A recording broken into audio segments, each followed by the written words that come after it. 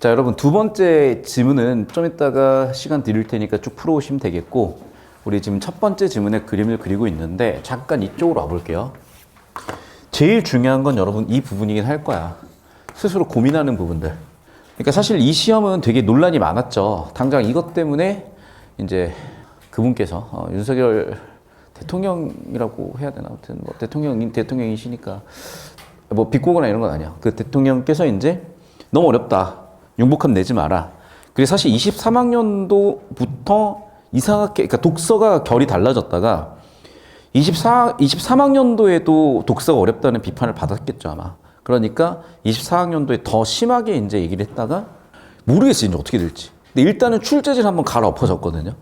그리고 그 출제진들이 지금 문학 쪽에서 변별력을 높이는 세팅을 계속 해가고 있는데, 사실 이제 문학에서 변별력은 더 이상 높이기는 힘들 거예요. 왜냐하면 평가원에서 문학에서 변별력을 높이려고 했었던 유형의 전체 모습을 22 예비평가, 22, 23, 24, 25에서 다 보여줬어, 사실은.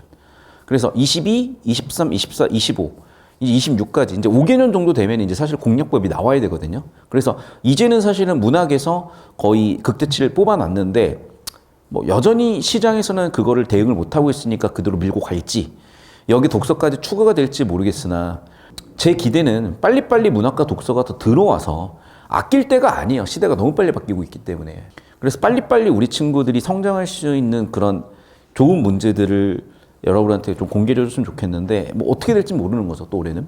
자, 이 배경을 얘기를 하는 이유가 뭐냐면, 우리가 24학년도 6월 평가원에 오견의 봄이라는 작품을 저랑 했던 기억이 나실 거예요. 근데 이 작품이 선지 하나하나 분석을 해보시면 도저히 이건 왜 답이고 아닌지 설명이 안 되는데, 그 이유가 뭐라 그랬냐면, 제가 22 해겔의 변증법 지문이 사실은 해겔의 변증법을 얘기하고 싶었던 게 아니라 예술론이다. 그래서 이것이 이 비평으로 박혀 있고 거기서 시작이 된 거다라고 제가 아마 얘기를 했을 거예요. 그래서 오늘은 이제 그걸 딱 볼 건데, 이걸 또 이제 내신 대비로도 중요했던 게, 여러분 이미 다 끝났지만 이게 작년 해운대고 1학년 첫 시험에 바로 냈어요. 그러니까 애들이 다 터졌는데 저는 나올 것 같아서 출제 예측을 했고, 출제 예측이 내서 해운대고들이 한번 뒤집어졌던 적이 있는데, 그 이유가 왜 그런 거냐면, 해운대고 선생님이 선정한 부교재가 딱 이 흐름을 다루고 있었어요. 그러면 당연히 얘를 출제 예측할 수밖에 없겠는데, 너무 어려운데, 아니야 그래도 해야 되겠다 해서 해놨는데, 문제는 뭐냐, 그래도 일반고 다녔던 친구들이라면 내신 중심으로 공부를 하다 보니까, 막 지엽적인 암기 중심으로 하다 보니까 사실은 지금 1년 동안 수능에서 성장이 거의 없는데, 해고 같은 자사고들은 워낙 수능형으로 문제를 많이 연습을 시켜놓다 보니까 고1인데 지금 여러분하고 다루는 수준이 좀 비슷해요. 물론 여러분들 조금 더 빠지는 건 있겠지만, 이 지문을 똑같이 오늘 수업을 했었거든, 애들이. 왜냐하면 그리고 이 지문이 걔네는 1학년 1학기 첫 시험 킬러 문제로 나왔던 지문이야. 그래서 이제 그런 배경들을 봤을 때, 다시 우리가 이 지문을 어떻게 봐야 하는지 고민을 하셔야 되는데, 사실은 답 고르기가 되게 좀 곤란하셨을 것 같아. 왜냐하면 이걸 답이라고 특정 짓기에는 너무 판단하기가 힘들었을 거예요. 왜? 어떤 정보를 연결시키려고 해도 이 정보랑 이 정보랑 매칭이 되는지도 모르겠고. 자, 왜 그런지 오늘 좀 제가 말끔하게 설명을 드릴게요. 일단 첫 번째는 이겁니다. 자, 지금 수능이 어떻게 출제되는지 룰에 대해서 가장 정확히 알고 있는 사람은 저일 수밖에 없는 게, 자랑이 아니라 평가원 교수님이 2014년 이후로 출강이 금지됐어. 아예 겸직 금지가 됐어. 저는 그 6년을, 그러니까 2008년에 서울대 들어가서 2014년까지 약 6년에서 7년을 거의 대부분 평가원 교수님 수업들만 다 골라들었고, 청강으로도 골라듣고, 그러다 보니까 평가원 교수님들 얼굴 알고 뭐 당연한 거고, 그 마인드셋이 거의 들어와 있어요. 그러니까 말로만 평가원이 아니야. 그러니까 정확하게 평가원을 알고 있는 진짜 몇 안 되는 극소수의 사람 중에 한 명이야. 그럼 극소수의 한 명 중에 한 명이 해석을 해드리는 거고. 그래서 여러분, 제가 수업 시간에 풀이를 딱 던지는 이유가 왜 그러냐면, 사실 일주일 동안 제가 이 수업을 계속 고민을 해요. 그러니까 미리미리 좀 던져드리면 좋긴 한데, 계속 고민을 하고, 그래서 던진 걸 여러분이 풀고 수업을 듣고 필기를 하셨잖아. 자, 복습하실 때는 영상도 가니까 100% 수업을 하신 다음에 그 다음에 자기 고민을 좀 가져가셨으면 좋겠어요. 그리고 이거 가지고 다시 한번 피드백이 돼서 우리가 이렇게 좀 성장하는 구조로 만들어줬으면 좋겠고, 그래서 수업을 들으실 때 이 흐름을 가져오시라는 거고. 자, 이제 EBS 지문이 연계됐었잖아요. 얘는 EBS 연계를 얘기하지 않으면 절대 문제 못 풀어요. 풀 수가 없어. 단서가 아예 안 나오거든. 그래서 일단 첫 번째 EBS 연기로 보셔야 되겠고, 자, EBS 연기로 보셨을 때 EBS 지문에서 역시 계속 정보를 뿌리면 안 돼. 그냥 이렇게 3단계로 우리가 과감하게 처리가 됐어야 돼요. 왜 그런지는 지문 같이 뚫어보시면 알 거야. 자, 그래서 EBS 첫 지문을 보시면 알겠지만 가지문에서 해결의 아이디어. 그래서 즉자 존재에서 대자 존재가 나와서 즉자 대자 존재로 간다는 1, 2, 3단계를 설명을 하고 즉자 존재를 주관으로, 대자 존재를 객관으로 처리할 거예요. 좀 이따 보시면 알겠지만. 그리고 즉자 대자 존재는 절대 정신으로 넘어갔대. 자, 즉자 존재에서 대자 존재가 나오는 건 어떻게? 스스로 외화하는 거고, 하지만 이 둘은 철저하게 대립 갈등하다가 절대 정신에서 새로운 정신으로 고양된 정신으로 넘어간대. 그리고 얘를 동일성의 비동일성의 동일성으로 다시 얘기할 수가 있고, 정립 반정립 다시 종합으로 가는 거고, 그리고 이렇게 1, 2단락에서 끝난 얘를 결국에는 얘는 뭐야? 정신이고 관념이니까 이걸 형상화하는 것, 그걸 예술이라고 할 수가 있을 거고, 최종적으로 예술을 통해서 절대 정신이 다시 한번 고양이 되는 거래 라고 얘기했을 때 우리는 전혀 와닿진 않잖아요. 그래서 여기에 끌고 들어올 수밖에 없는 게, 제가 22학년도에도 이걸 해설을 할 게 이미 예측을 했어. 저는 이거 문학작품 엮을 거라고. 대표적으로 뭐야? 윤동주 좌화상이라고요.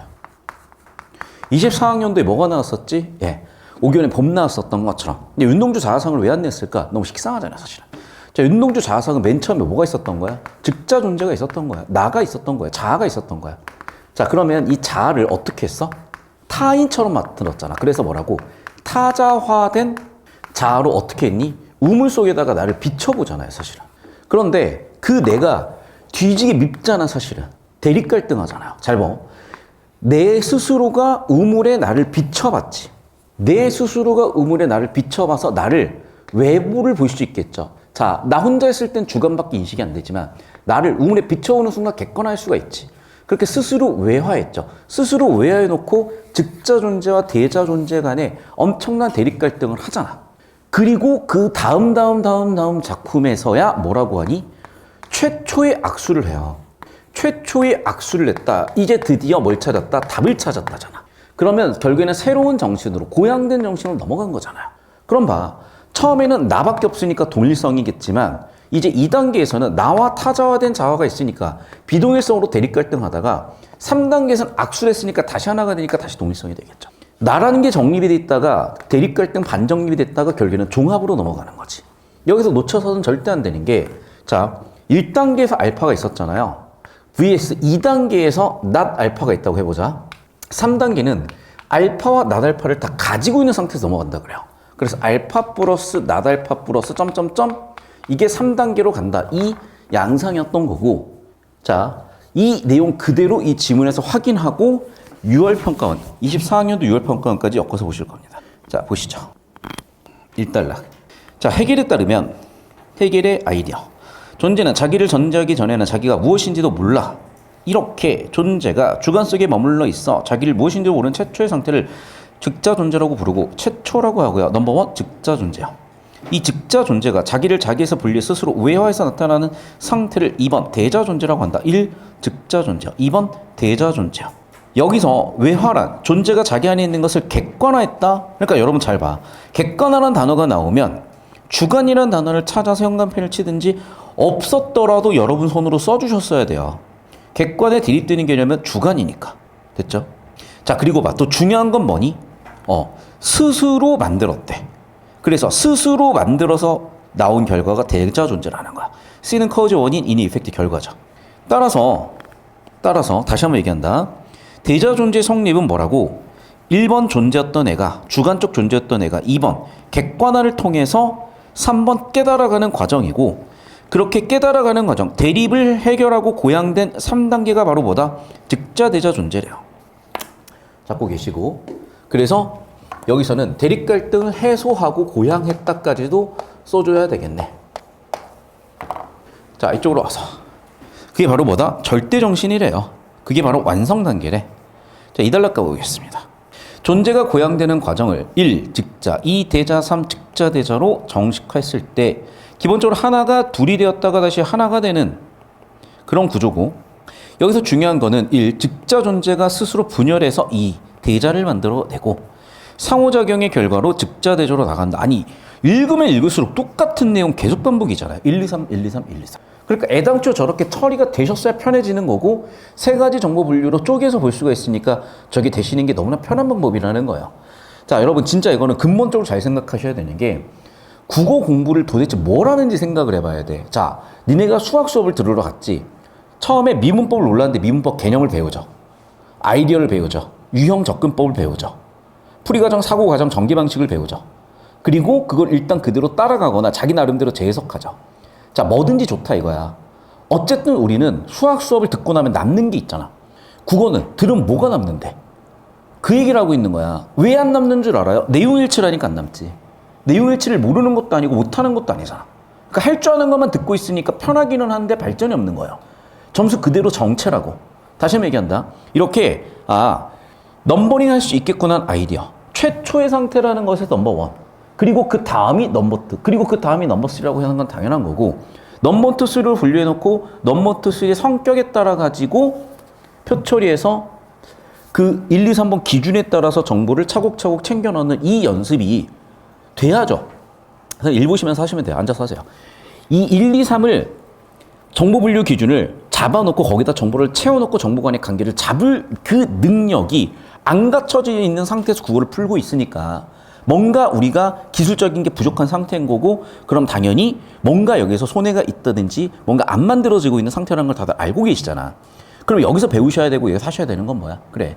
지금 우리가 바로 하는 이것처럼 소위 구조 분석이라는 걸 하셔야 된다고. 그래서 세모들 치시고 최초의 상태는 즉자 존재구나. 그 다음은 대자 존재구나. 그 다음은 즉자 대자 존재구나. 오케이. 그럼 즉자 존재에 대응되는 건 뭐였어? 주관. 대자 존재는 객관. 3단계는 뭐야? 대립 갈등을 해결하고 고양된 존재. 즉자 대자 존재구나. 이른바 최종 단계가 절대 정신이고 즉자 절대 존재구나. 그러면 제가 여기다가 넘버링 하거나 이런 애들을 다시 한번 이렇게 표 처리를 깔끔하게 해주시면 머릿속에 이게 그냥 정리가 자연스럽게 되어 있는 건데 이걸 자꾸 내용일치로 긁어 오니까 선지가서 계속 헷갈리는 거예요.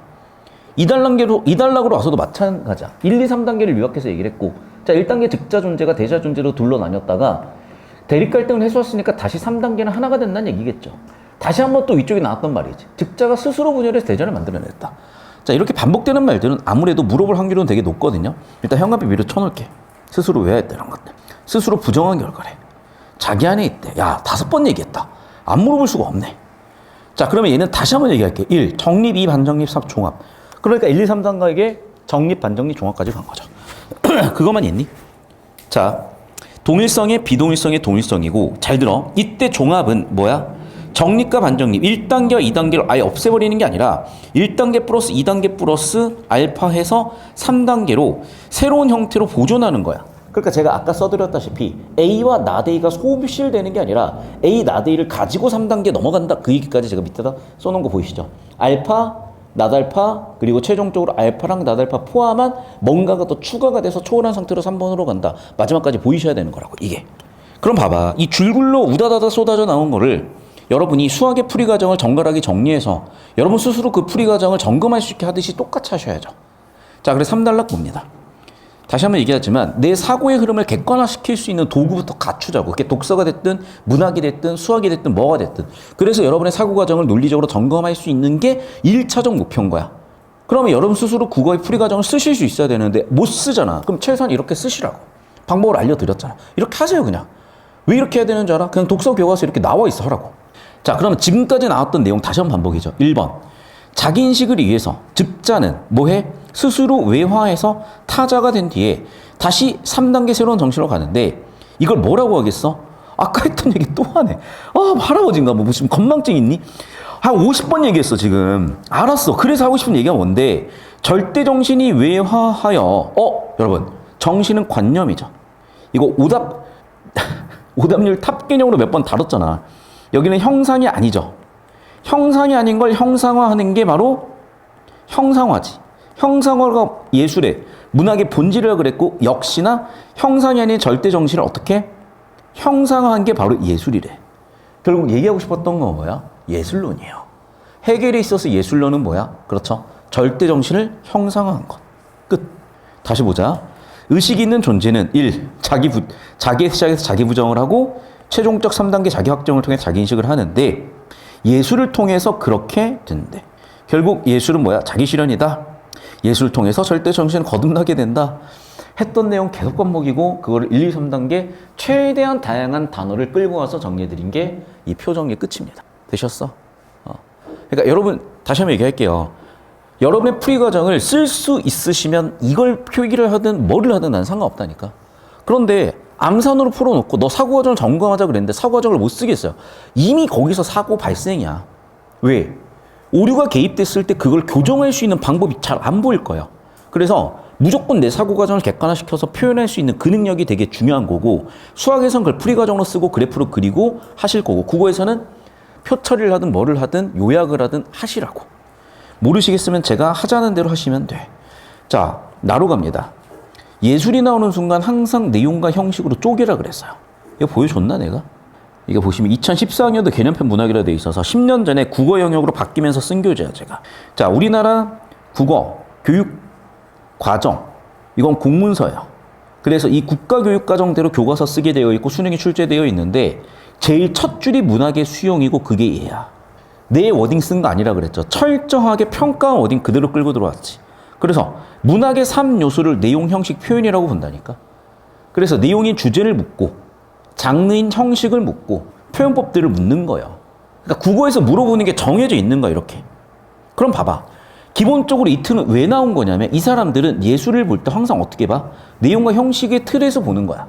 그래서 기본적으로 우리가 그 어떠한 국어 시험이더라도 예술이라는 단어가 나오는 순간 내용 형식의 틀로 보셨을 때 이득 볼 게 너무 많다니까. 그러면 개념이 내용일지 실제가 형식일지 쭉 보셨으니까 보였죠. 그러네. 개념은 정신이야. 내용이죠 그러면. 형식은 실제야. 형식은 실제, 형상화했으니까 감각적으로 표현하는 표현 기법이다, 형식이다가 보이셨겠죠. 그러면 뭐가 예술의 목적이야? 두 개가 같았을 때야. 그래서 서로 상응하여 참된 개념이 완전한 실제, 즉 내용과 형식이 뭔가 일치가 됐을 때 그때 가장 아름다운 완성이 될 것이고 그게 바로 뭐다? 이념상이라고 주제를 세팅하겠다. 자, 그러면 개념과 실제의 관계, 즉 내용이냐 형식이냐의 둘의 관계에 따라서 이 둘의 관계에 따라서 어떻게 돼? 세 가지로 분류가 될 것이다. 1번, 2번, 3번. 자, 선생님 카메라 저쪽으로 와볼까요? 이쪽으로 오세요, 여러분. 그럼 여러분 볼 필요도 없이 일단락 읽자마자 이걸로 끝나야 돼. 자, 일단 우리가 예술이라고 하는 순간 내용 형식으로 쪼개자 그랬죠. 그리고 일단락 끝에 뭐가 나와 있어? 이 개념과 실제와의 관계 때문에 세 가지로 분류가 됐고 그게 뭐니? 상징, 고전, 낭만이라며. 자, 그럼 둘의 관계는 크게 두 가지가 될 거야. 첫 번째는 뭐야? 일치하지 않느냐, 일치하느냐. 그런데 더 읽어보시면 알걸요. 최종적으로 가서는 또 일치하지 않는데 그러면 여기 상징으로 돌아간 거냐? 그건 아니라는 게 나올 거야. 자, 그럼 이제 하나씩 좀 이따 지문 내용을 저는 기억하고 있으니까 여기서 좀 정리를 해드리면, 자, 상징에서는 개념이 구체화되지 못해요. 그런데 봐봐. 실제라는 건 형식이고 이거는 감각으로, 오감으로 표현이 가능한 거잖아. 오감으로 우리는 구체적으로 정보 처리할 수 있는 거잖아. 그러니까 얘는 구체적일 수밖에 없어. 그러면 어떤 문제가 생겨요? 둘의 불일치 문제가 생기죠. 자, 그러면 문제는 뭐야? 둘이 같지 않아서 생긴 커우즈, 원인, 이펙트, 결과로서의 문제, 불일치 문제가 생기지. 그 불일치 문제의 대표적인 예시가 뭐야? 머리는 사람인데 몸은 짐승인 스핑크스 같은 애들이야. 여기 기준으로 잡고 계시면 되고 여기 한참 설명할 거예요. 됐니 여기까지 얘들아? 자, 두 번째는 뭐야? 자, 개념이 드디어 구체화가 됐대요. 그래서 실제도 이미 구체적이니까 두 개가 어떻게 된 거야 지금? 여기서는 불일치 됐지만 여기서는 일치가 되셨다고요. 자, 드디어 일치가 됐으니까 여기서 즉 완성이 돼. 그 완성이 된 상태를 뭐라 그랬다? 이념상이라고 하고, 그래서 뭐야? 우리 인간의 형상을 갖고 있는 신상이잖아요. 그래서 신상 같은 거. 자, 그럼 여기서 끝났어야 되잖아. 왜? 일단락에서 얘기했던 가장 이상적인 상태, 가장 완전한 상태인 이념상이 실현이 됐기 때문에 사실은 여기서 끝났어야 됐거든. 왜 안 끝났을까? 낭만으로 가겠대요. 여러분, 개념이란 건 아까도 얘기했지만 정신으로 바꿔 쓰자. 여러분의 정신은 유한합니까? 무한합니까? 무한하죠. 저는 관측 가능한 우주 바깥에 대해서 상상을 해본 적이 있어요. 그래서 옛날에 꿈을 꾼 적이 있는데 무한히 리셋되는 우주를 꿈꾼 적이 있어요. 꿈에서. 그럼 봐봐. 우리의 상상력이랑 우리의 사상은, 우리의 사고는 무한하잖아. 근데 그거를 불과 5가지의 감각으로만 표현한다? 그러니까 한계가 크죠. 예를 들면 이런 거야. 귀신은 존재하니? 존재하지 않는데. 왜? 귀신의 질량이 있어? 없어. 없는데 어떻게 지평자표계에 고정을 해? 자, 맞는 얘기거든. 우리가 불완전한 4차원 존재라면. 하지만 인터스텔라 봐. 아버지가 귀신 돼가지고 시간여행에서 나타나잖아. 그걸 유령이라고 부르잖아. 그 얘기야. 우리는 초자연적인 현상을 뭐라고 규명을 못하는 거야. 지금의 과학기술로는. 우리가 지금 참이라고 믿는 과학기술이야. 2만 년 뒤에도 참이겠어? 야, 얘들아. 1000년 전으로만 가봐. 천동설이야. 무슨 말인지 이해돼요? 즉 무슨 얘기냐면 1000년만 지나도, 아니요, 불과 200년만 지나도 우리가 참이라고 믿고 있는 과학 지식이 얼마나 많이 바뀌어 있겠어요. 즉 우리의 오감이라는 건 너무나 유한하죠. 결국에는 우리의 무한한 상상을 유한한 틀 안에 담고 있으니 여전히 뭐가 생겨? 한계가 생겨요. 자, 그럼 이 한계를 해결하기 위해서 어떻게 하겠다는 거야? 1단계로 다시 돌아가는 게 아니라 아예 초월하겠다고 할 거야, 아마. 됐니? 표 처리해 놓으시면 답이 다 나올 겁니다. 자, 앞으로 문제 어떻게 푸셔야 되냐? 이걸로 푸셔야 돼. 자꾸 지문 내용으로 끌고 오잖아요. 시간만 더 걸리고 더 헷갈리기만 하실 거야. 그런데 이렇게 규정을 딱 해놓잖아요. 처리밖에 안 돼요. 그리고 제가 여기서 별다른 기술을 쓴 건 아니야. 그러니까 어떻게 했어? 1, 2, 3단계로 쪼개가지고 1, 2, 3단계를 정확하게 분류해놨을 뿐이야. 가능. 나는 예술 지문은 내용과 형식을 이미 알고 있으니까 내용과 형식으로 쪼개가지고 분류해놨을 뿐이야. 이 분류 틀 그대로 적용해보시면 깔끔하게 보이실 겁니다. 자, 갑시다. 2단락. 그래서 상징적 예술 형식 1. 2. 고전적 예술 형식 3. 낭만적 예술 형식. 자, 개념과 실제가 서로 어떻게 돼? 부적합해. 자, 합치를 추구하자면 어떻게 돼? 발견이 안 됐는데, 자, 개념이 아직 구체적이지 못해. 그래서 어떤 일이 벌어진다? 개념이 구체적으로 규정되지 않았기 때문에 결과적으로 뭔가 이질적인 상태가 되고 예시로서 스핑크스가 있다. 3달러. 고전에서는 두 개가 일치한다. 일치한 결과로 이상적 상태인 이념상이 실현이 된다. 자, 둘은 결함이 있어. 결함은 뭔데요? 자, 개념의 추상성과, 맞죠? 개념과 실제의 불일치 문제. 개념이 추상적인 게 아까 2단락에 나와 있었던 문제의 원인 첫 번째였던 거고요. 불일치 문제 2단락의 문제 두 번째였던 거죠. 근데 이게 전부 다 해결이 돼. 그래서 어떻게 돼? 개념과 실제가 일치하기도 하고, 또 개념과 실제가 개념이 구체화되기도 하고, 개념의 추상성 문제와 불일치 문제 해결이 됐어. 결과적으로 이념상이 됐어. 결국엔 얘는 어떻게 됐어? 고대 그리스 신상 같은 예시로 설명이 되고 가장 완전하게 끝나야 되는데 왜 4단락으로 가는 거냐? 이게 현대 예술의 특징이에요. 그래서 여러분 미술관 가면은 이제 그게 되게 큐레이션을 진짜 잘 해놓으신 거거든. 그러니까 옛날에는 그런 거 하나도 안 보였는데 옛날에 맘대로 보고 다녔죠. 제 나름대로 창의성을 발휘하면서. 근데 이제는 예술관 가면 한 10번 정도는 가야 소화가 돼. 그러니까 처음 돌 때는 어떻게 도냐? 제 마음대로 한번 돌아봐요. 두 번째는 큐레이팅대로 한번 돌아봐. 그러면 큐레이팅 얘기하는 흐름과 내가 보는 흐름이 있어요. 그리고 이제 세 번째는 그 흐름을 조합하면서 한번 더 봐. 네 번째는 그 과정에서 작품 하나하나 꽂힌 것들을 봐. 그러니까 나는 같은 미술관을 최소한 4번, 5번을 가도 볼 때마다 새롭고 재밌거든. 왜 이런 이상한 사람이 되어 있냐면 너희도 덕질을 하잖아. 그러면 그놈의 인스타에 맨날 똑같은 얼굴 올라오는데 100장이고 200장이고 300장이고 포토카드를 모으는 거랑 비슷하다고 생각하시면 돼. 이해 안 돼요? 저도 이해 안 돼요. 똑같아. 서로 이해 못하는 건데 어쨌든 나름대로 이해를 해보시자면 이 사람들이 이제 어떻게 하는 거야? 그 예술 그 다음 단계를 보고 싶은 거야. 그럼 그게 뭐니? 자, 개념과 실제 조화를 초월한 것인데, 자, 그럼에도 불구하고 한계가 있대요. 왜 그러니? 그렇죠. 무한한 우리의 상상을, 무한한 우리의 지식을, 무한한 우리의 개념을, 무한한 내용을 다시 한번 형상이라는 유한한 상태로 담기 때문이라는 거야. 무한한 걸 유한하게 담을 수가 없잖아. 아, 그러네. 애당초 한계가 존재하네. 자, 그래서 어떻게 해야 돼? 해결 방법으로 다시 부적합하게 가는데 이게 1단계로 가는 게 아니라 어디로? 3단계로 초월하는 거라고요. 어떻게? 자기 심화를 통해서 또 자기 속에서 실제를 찾음으로써, 그래서 감각적 표현을 표기하는 방법으로서 어떻게? 최종적으로 외적인 것과 삽치를 벗어나면서 간다는 건데 무슨 얘기냐면 우리가 딱 봤는데 저게 예술이야 싶은 것들 있잖아요. 지금 뭘 그려놨어? 그런 게 이거야. 뭔지 알아볼 수 없는 것들. 봐, 알아볼 수 없다? 그게 무슨 얘기예요? 그렇지. 외적인 거에 합치해서 벗어났잖아. 저게 도대체 뭐야? 예를 들면 사실 피카소 그림도 여기서 얘기하기는 되게 초보적인 단계거든요. 근데 예를 들면 피카소 그림 볼게요. 피카소 변천 이미지. 우리 여기 가보면 있을라나? 봐봐 이제. 봐봐. 옛날에는 되게 그림을 잘 그렸거든요. 그러니까 이것보다 훨씬 잘 그렸어요. 근데 봐봐. 19세 때 이 정도 그림을 그리다가 그게 사람 같잖아요. 이 정도가 아니에요. 엄청 잘생겼네. 근데 할아버지 되셨고 여기는 갑자기 또 왜 눈썹이 일자가 됐고 팔은 왜 이렇게 또 짧아졌으며 머리는 많이 날아가셨고 그런데 봐. 갑자기 이렇게 돼 있다니까. 사람이 이렇게 생긴 사람이 어딨어. 근데 퇴보한 것 같은데 무슨 얘기냐면 이 사람은 이걸 통해서 자기가 자기 얼굴에서 본 인상을 표현하고 싶은 거야. 그런데 그 인상을 표현할 수 있는 방법이 없어. 왜? 현실적으로 오감적으로는 표현할 수 있는 방법이 없는 거야. 그러니까 이런 방법을 탁 한번 써준 거야. 이해됐어요 여기까지? 이거 말고 되게 좋은 것들 많이 있는데 보면은 이런 건가? 이런 거 왠지 이런 거 같다. 피카소 그림의 변천사. 제발 파더덕은 뭔데? 죄송해요. 잠깐만.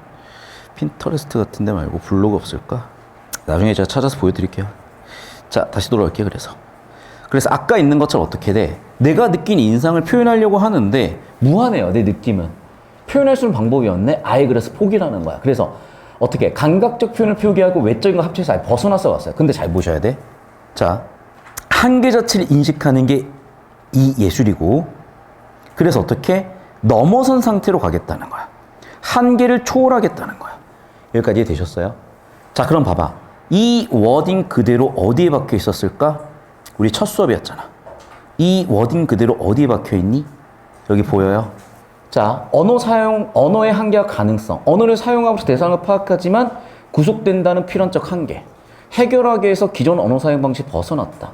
기존 관습에서 벗어났다. 이해돼? 그대로 이 내용이 어디 시작을 했을까? 네. 아까 보셨던 여기. 기존의 방식을 포기했죠. 합체해서 벗어났죠.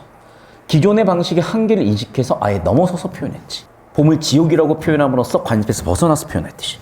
여기까지 되셨습니까? 그러면 제가 필기해놓은 내용으로 정리가 돼. 자, 그러면 답도 나와요. 이렇게 해야 답이 나와. 안 그러면 백날 일치발제독 하다가 에라 모르겠다. 자, 첫 번째 문제의 특징은 가나 세트형이잖아요. 그 첫 번째 유형은 가와 나의 거시적인 주제와 구조를 같이 묻습니다. 가는 정신, 나는 개념의 자기심화 과정을 통해서 해겔이 제시한 미적 개념을 구분했다. 이제 머리를 긁적긁적하게 되는 이유는 일단은 일부 내용 일치는 돼요. 그러니까 내용을 찾지 말란 얘기야. 왜? 내용을 찾으니까 자꾸 머리를 긁적거리게 되잖아. 그런데 봐봐. 가의 주제가 뭐야? 즉자 존재, 대자 존재, 즉자 대자 존재죠. 1. 존재의 즉자 존재, 대자 존재, 즉자 대자 존재. 주제는 뭐였어? 존재의 자기인식 과정. 즉자 존재, 대자 존재, 즉자 대자 존재. 그리고 최종적으로 뭘 설명하고 있어? 예술론. 그 예술론을 개념과 실제라는 워딩, 실제로는 내용과 형식이라는 측면에서 다뤄서 이 둘의 관계에 따라서 상징이야, 고전이야, 낭만이야라고 분류가 되고 있잖아. 예술론. 정답 2번 끝. 이거 논쟁이 되게 많았던 문제고 수많이 아직도 흔적 남아있을 거예요. 철학 전공하신 분이 시험을 이렇게 개판으로 하면 어떡하니. 도대체 해겔이 논리학에서 한 게 뭐가 있다고 이런 논리학 지문을 특히 해겔을 갖다 내면 어떡해. 저랑 뒤지게 싸우다가 마지막 한마디가 이거였어. 예술론으로 냈으면 내가 이해라도 하겠다. 선생님 다시 한번 읽어보세요. 예술론입니다. 그 뒤로 더 이상의 댓글은 안 달렸어요. 넘어간다. 자, 가에 대한 이해. 두 번째 문제는 이렇게 가의 주제 구조를 묻습니다. 100%가 아니라 패턴이 그러하다는 거야. 당연하지. 가 묻겠죠. 그러면 1번부터 헷갈려. 왜? 1. 즉자 존재로 시작한 정신은 2. 대자 존재를 거쳐서 3. 절대 정신인데 자기 실현? 어디 있었나? 제발 돌아가지 마세요. 왜냐하면 그거를 발췌독하면서 시간이나 내가 처리했던 정보의 인상이 흐려져. 그런데 답이 안 나오면 다시 1번으로 돌아가서 그때 자기 실현인지 확인하시는 거야. 2번 선지 봐. 1. 즉자 정신이 스스로 외화해서 2. 대자 정신이 되는데 보면은 대자 정신이란 워딩을 생략했죠. 대자 정신이란 워딩을 생략했죠. 근데 새로운 정신으로 복귀했다. 새로운 정신 절대 정신이죠. 그러니까 최초에 1, 2, 3단계를 딱 쪼개가지고 정확하게 정보 분류했었으면은 3단계에 딱딱딱 들어맞으니까 보이는데 이걸 안 쪼개 놓으면요. 단어를 찾느라 정신이 없어. 자, 당연히 2번 선지 괜찮은 선지라는 게 표 보시면 보이실 겁니다. 그걸 뭐라고 바꿔놨어? 그렇죠. 1. 즉자 존재가 스스로 파생된 2. 타자화된 자기장치, 즉 대자 존재를 통해서 뭐가 됐어? 3단계 자기인식 절대정신에 도달하는. 자, 갑자기 주관객관 나오니까 헷갈리셨겠지만은 정보 분류를 처음부터 깔끔하게 하셨던 분들은 즉자 존재 주관, 대자 존재 객관이라는 게 보이죠. 1. 즉자 존재 주관. 2. 대자 존재 객관. 그리고 3단계 대립과 해소. 대립 갈등의 해소 보이니? 표 처리로 깔끔하게 4번까지 다 보였어요. 5번 선지 보세요. 즉자대자 존재의 절대 정신 맞죠? 이거는 관념이잖아. 형상이 아니잖아. 이걸 뭐 해야 돼? 감각적으로 형상화하는 거지. 이 형상화하는 게 바로 뭐다? 이게 바로 예술이다. 맞죠? 그럼 여기서 끝나야 되거든? 그런데 뭐가 틀렸을까? 한 단어가 보여야죠. 뭐가 틀렸어? 그렇지. 타자가 아니라 뭐야? 그렇죠. 자신의 정신이지. 자, 왜 이게 또 눈에 확 띄어서 보여야 돼? 지금 최근 이 개념 문학이고 문법 오답률 1등이고 희한하게 어디서 변별되더라? 담화 4요소. 1번 뭡니까? 화자. 2번 뭐야? 청자. 3번 뭐야? 전환 메시지 전원. 4번은 상황 맥락이라고. 이거 분석 못해가지고 지칭 호칭어 틀렸던 기억 안 나요? 이번 지칭 호칭어 문제 안 풀었나? 자, 그럼 봐 여러분. 결국 누구의 정신이야? 자기 자신의 정신이죠. 맞잖아. 이건 요즘에 정말 너무나 맨날 나오는 이제 보편적인 근데 웃긴 건 킬러야 얘가. 그러니까 국어에서 배우는 게 없다는 얘기예요. 가르치는 사람들이 이런 걸 캐치를 못한다니까. 이건 간단해. 못 배워서 그래. 평가원 교수님들한테. 정답은 5번이에요 그냥. 그래서 요즘 이제 젊은 강사들은 제 유튜브 되게 많이 봐요. 됐니? 여기까지 정리하세요. 다시 한번 얘기하자면 제 나이는 43살이야 83년생입니다 자꾸 이제 너무 어린 줄 아는데 어리지 않아요. 할아버지예요. 필기 되셨죠? 43살. 43살 알아? 43살? 83년생. 여러분 몇 년생? 네. 이쯤 얘기하면 됐죠? 여러분 태어나기 전부터 수능 친 사람. 몇 년생이에요? 07년생이요. 여러분 제가 이제 수능을 02년부터 쳤으니까. 서울대를 제가 군대 갔다 와서 08년도에 들어왔어요. 근데 서울대 들어갔을 때 여러분 응애했겠지 이제. 니네 인생만큼 수능을 친 사람이고 니네 인생만큼 수능을 가르쳤기 때문에 내가 이제 자 8번 볼게요. 기억부터 디귿에 대한 이해. 내가 가끔씩 이제 할아버지 갖고 막 말이 거칠어 이해하죠. 원래 할아버지들 성격이 안 좋잖아. 자, 기억부터 디귿에 대한 이해. 표출하신 걸로 오셔야 되고 상징, 고전, 낭만으로 가야 되는데 개념과 실제가 모두 완전하지 않다. 모두 완전하지 않았나? 하나만 완전하지 않았나? 제발 그런 거 지엽적으로 보지 마세요. 일단은 뭔가 둘이 불일치해서 그것 때문에 얘네가 아직은 실현이 안 된 상태잖아. 야, 둘 다 안전하지 않았나? 하나만 안전하지 않았나? 아직 모르겠네. 자, 이렇게 제가 왼쪽으로 좀 이따가 발췌독 하라고 그냥 넘어가. 어차피 얘 정답 아니야. 87% 확률로 어차피 얘 정답 아니야. 자, 2번 선지 봐. 이념상이 온전히 실현됐다. 맞죠? 개념과 실제가 일치돼서. 그래서 개념 그리고 실제 두 개가 일치돼서 어떻게 되니? 이념상이 온전히 실현된 완전한 상태. 우리가 읽어냈으니까 예시로서 인간의 형상으로 된 신상. 나는 얘는 너무 맞으니까 넘어갈게요. 3번. 개념과 실제 부족한 상태는 그렇죠. 정신은 무한한데 감각적 형상은 유한하기 때문에 그래서 나타난 게 문제의 원인이고 그래서 이 부적합 상태라는 게 나타났다. 근데 이걸 문제라고 하진 않는다 그랬었잖아. 4번. 그렇죠. 기억과 디귿의 공통점은 개념과 실제가 일치하지 않는다는 거야. 맞죠? 니은에서는 일치하죠. 자, 5번 선지 봐. 아니죠.